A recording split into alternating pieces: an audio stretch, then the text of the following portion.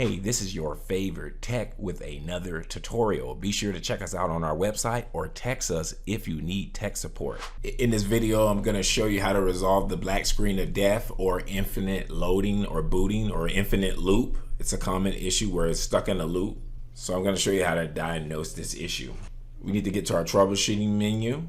Power off your device 3 times in a row with a hard power reset. And that will eventually get you to your blue screen automatic system repair. So just turn off the power with the button 3 times in a row and it'll take you to the automatic reboot.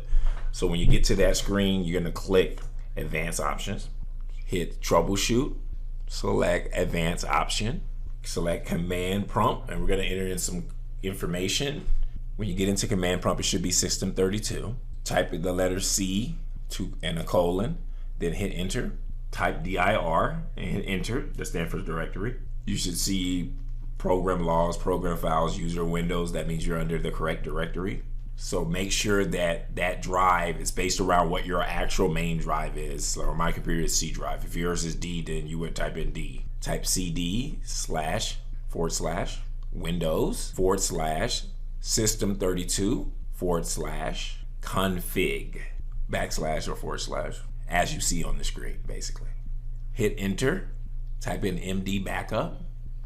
If you have a duplicate file or a previous backup, if you've done something like this, add a 1 to it. So you could technically use the word MD or whatever you want to name it, but MD backup. Then type in copy, star, dot, another star, another space, backup, and hit enter on your keyboard. Type CD space reg back. Then hit enter on your keyboard. Type dir again, all lowercase. Hit enter on your keyboard again. If it has all zeros on your entries, it will not work for you. So you would need to go back to system restore. So it shouldn't say zeros on most people who have regular computers. It should really, long strings of numbers you really should be seeing right here. I'm using a virtual machine, that's why mine say 0.